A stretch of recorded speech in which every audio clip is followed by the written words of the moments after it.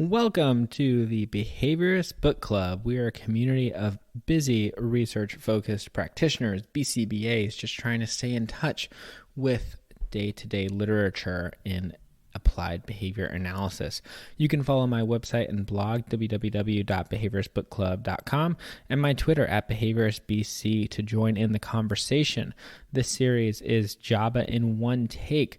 This article is entitled Evaluating the Function of Social Interaction for Children with Autism from Volume 54, Issue Number 4, the Fall Edition, written by Samuel Morris and Tim Vollmer. This article is over the evaluation of whether social interactions serve as a positive reinforcer or actually an aversive event. So it's looking at the function of social interactions versus the preference or the reinforcing value of these social interactions, which is really where the rest of the research has gone in the past. But before I get too ahead of myself, let's start with the background and why this article is important. So the irregularities in social behaviors is one of the core deficits and one of the diagnostic criteria associated with autism spectrum disorder, which is a huge population that we as ABA practitioners serve. However, even though it's a core diagnostic criteria, social reinforcers are clearly valuable to the population we serve. That's been proven over and over again in research, and specifically it's used progressive ratio schedules and reinforcement assessments, preference assessments over and over again to show that kids, adults, individuals with autism do value social interaction. So we know that there's a diagnostic criteria and perhaps a deficit, but also that there's a lot of value to these social interactions. So where's the kind of weird hole in that? And that's what this research is starting to look at. They found that there's limited research assessing the function of these social interactions. So what kind of stimuli are they? Are they a neutral stimuli, an aversive stimuli? Are they a reinforcing stimuli? And this is important because it kind of mimics the real world. Let's take yourself and put yourself in a crowded Starbucks, waiting in line. Somebody comes into you, cuts you in line, bumps into you, and then say, "Hey, what are you doing today?" You're probably going to see that social interaction as an aversive event, dependent on the environment around you. Now let's contrast that with a nice sunny day and your significant other or partner walks up to you and says, "Hey, what are you doing today?" That same verbal unit, because of the different context, because of the different functions of that social interaction, creates a more positive reinforcing experience relative to our previous one. And that's kind of how social interaction rolls in general with every environment we're in. It's not always cut and dry. It's not black and white. So why should it be like that for the kids we serve? So the development of an assessment to identify the function of a social interaction could really begin to inform the treatment that a behavior analyst uses to maybe shape the response to that social interaction into a more appropriate method. So for example, if a social interaction is hypothetically a reinforcer, so in that case, the behavior analyst probably should conduct a preference assessment to determine what's the most preferred form of social interaction, right? If it's a reinforcer, well, let's find the most potent reinforcer and start building our skills there. However, if we identify that social interaction is actually an aversive stimuli, well, then we need some way before evaluating the most preferred, read as least aversive social interaction. We should really be looking at making that social interaction more positive and more reinforcing. So maybe that looks like increasing the stimuli value associated with social interaction. So if a kid doesn't have any play skills and they see the interaction with the therapist is aversive, perhaps once we build cooperative play skills and teach them that skill, social interaction will become less aversive. So the treatment differs. In one case, when it's a reinforcing stimuli, you're looking at doing a preference assessment to identify the most reinforcing. And then in the other case, you're actually teaching skills or changing the environment so that your social interaction is less aversive. So this assessment has a lot of value, but not a lot of research backing. So Cal et al. In 2013 and Morris et al. In 2020 really started looking at this social interaction assessment by dividing a room into two different sides. There was a therapist on one side who would give social interaction and then nothing on the other side. There were toys scattered around that were about equal. And what you were looking at is the amount of time the child spent with the therapist getting social interaction on that half of the room versus the other half of the room where the child wasn't getting social interaction. However, the issues with some of this past research was really that it was procedurally difficult for a potentially low payoff. We got to think about Tiger and Efforts in 2021.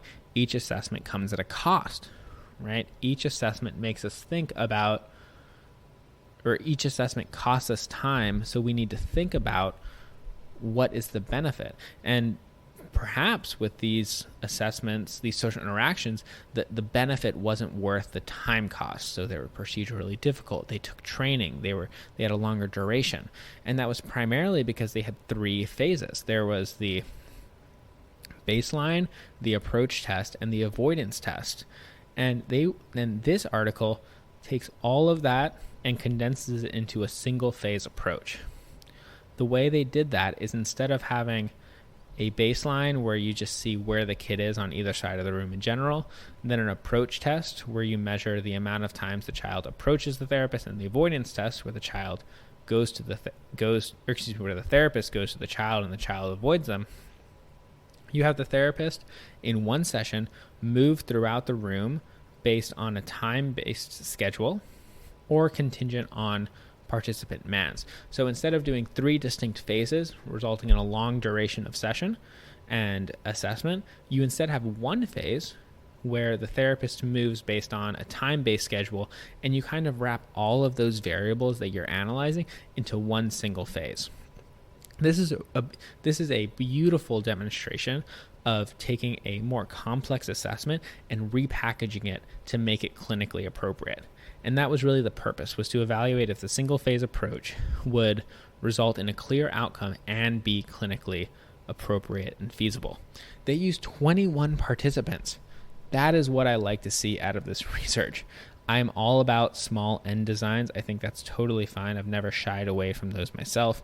However, what I love to see is a clinically focused article and a clinically focused research topic completely buying in to the clinical lean and having an entire clinic's worth of kids go through this assessment. I just love to see that because this was done at a local autistic clinic. So all sessions were conducted in a therapy room divided in half, just like the prior research. Each half contained preferred items. So they were the identical preferred items. One side was started as the alone, and one side was the social. And the dependent variable was the amount of time spent on the social versus alone side. Also the number of social switches, so the child moving to the side with the therapist or manding for the therapist to come play with them, and also the number of avoidance switches, so the child moving away from the social, so going from social to alone, or manding, leave me alone. Now remember, the therapist is moving on a time-based 10-minute schedule. So the therapist starts on, 2-minute schedule. The therapist starts on one side. That side is the social side. In 2 minutes, they switch over to the alone side. The alone side is now the social side, and the social side now becomes the alone side. If the kid is in the social side, the therapist switches, and now the kid's in the alone side. If they go over to social, that's a social switch. So they go from alone to social. That's a social switch. That's something they count as data. And similarly, if they are in a social side and go to an alone space, then that's an avoidance switch. So they did 8-minute sessions. So going on a time-based schedule, 2-minute flops back and forth, and 8-minute sessions.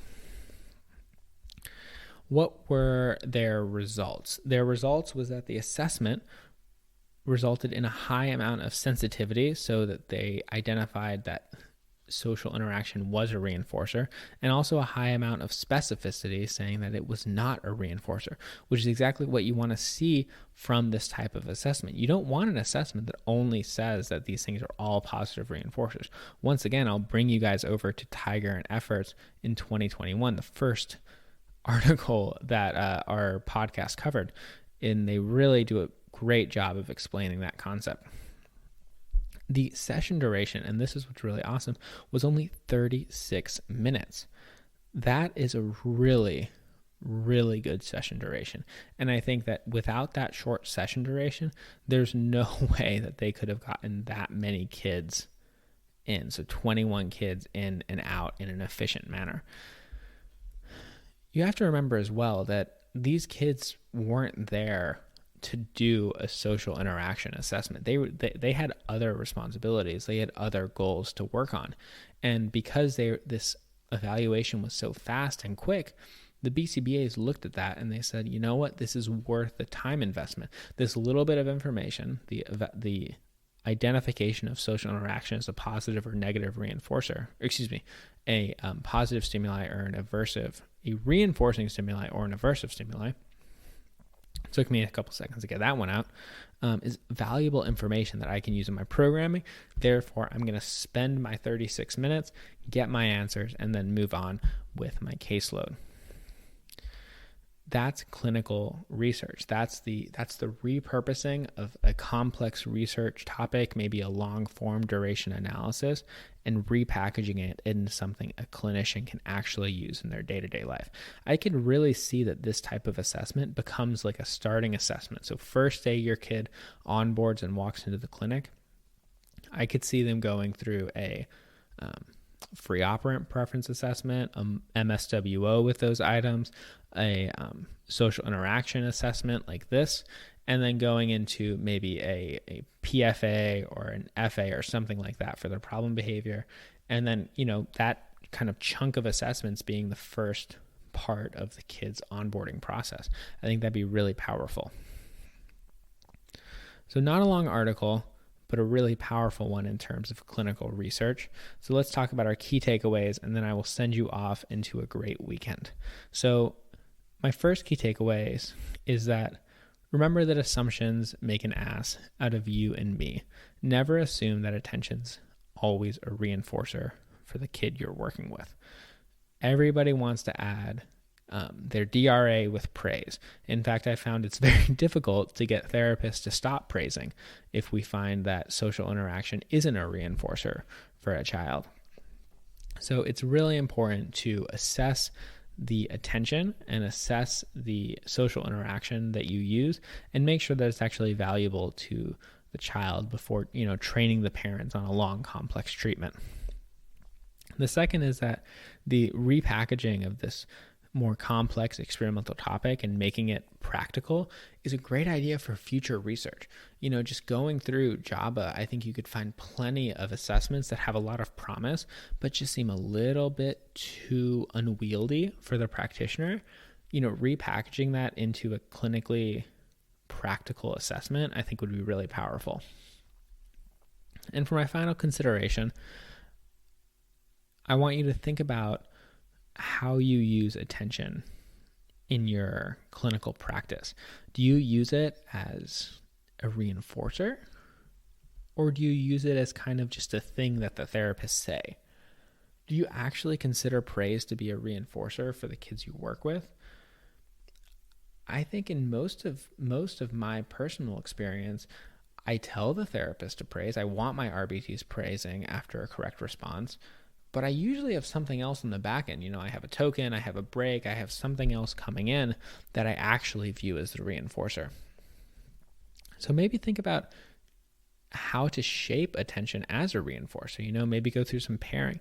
Just think about the way we use attention and praise and, take something that you do every day and make it a little more experimental, make it a little more analytical. That's really the goal of this podcast, is to help you as the practitioner become more analytical and become more research oriented and really shape into that true research focused practitioners that we all aim to be. That is all I have for you this week, my friends. That is the end of another week of JABA in one take. We'll be coming at you on Monday with another set of articles. Thank you so much for listening. You can find show notes and more at my website, www.behavioristbookclub.com. I also include additional resources and additional readings if you're interested. You can also follow me on Twitter at behavioristbc and find me on Facebook as well. Thank you so much for listening. This was a quick one to end out the week, but I hope you guys enjoyed it. I know I did. Thanks so much for listening, and I will see you on Monday.